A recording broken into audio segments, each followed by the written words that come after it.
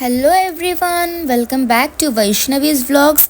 तर आज मी माझ्या फ्रेंड्स संपदा, साक्षी, श्रुतीसोबत चालली आहे ट्रिपला गोवाला.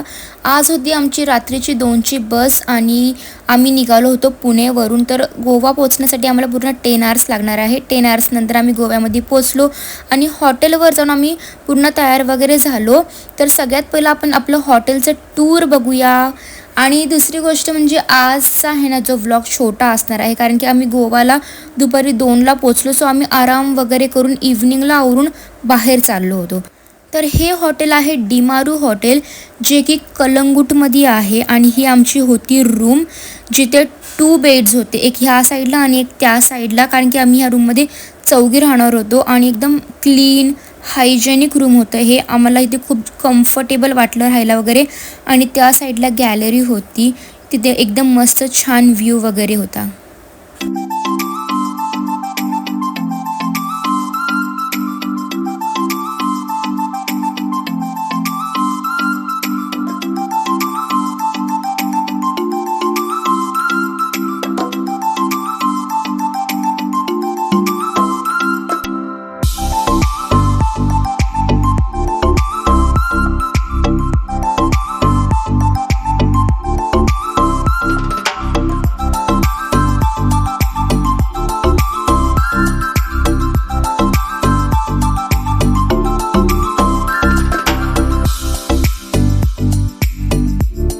आणि हे जे फूड होतं ते आम्ही आमच्या हॉटेलवरूनच ऑर्डर केलं होतं. हे होतं पनीर टिक्का, चिकन मंचुरियन आणि हे होतं भजी. आणि हे तिन्ही पण स्टार्टर्स एकदम छान होते.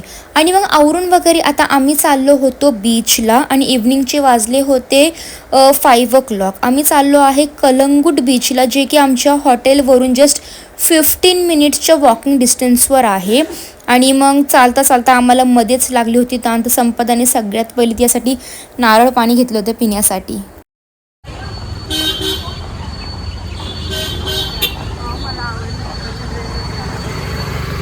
आणि मग जसं जसं आम्ही पुढं चालत आलो तर तिथं आम्हाला एक मंदिर दिसलं.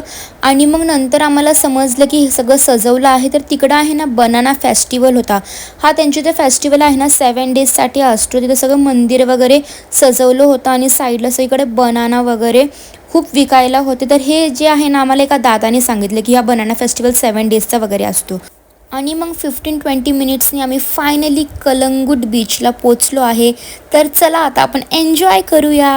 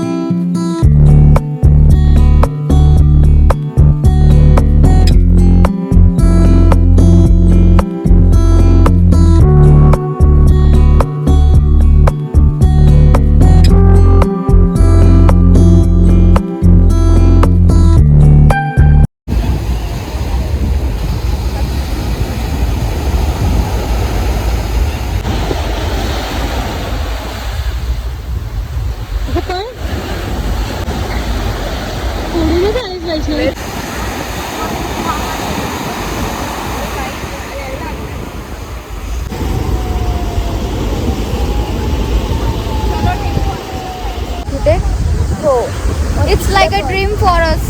Yeah, it's feeling really unrealistic. Our Goa plan successful.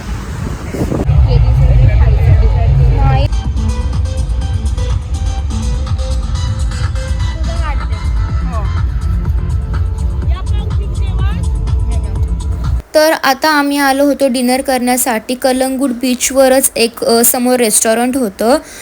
तिथे आम्ही घेतलं होतं तंदूर, बटर चिकन, नान आणि लास्टला घेतली होती आम्ही चिकन बिर्याणी. आणि काय सिरियसली इथलं जे जेवण होतं ना ते 1 नंबर होतं, एकदम फ्लेवरफुल आणि मला खूप जास्त आवडलं. आमच्या सगळ्यांना आवडलं.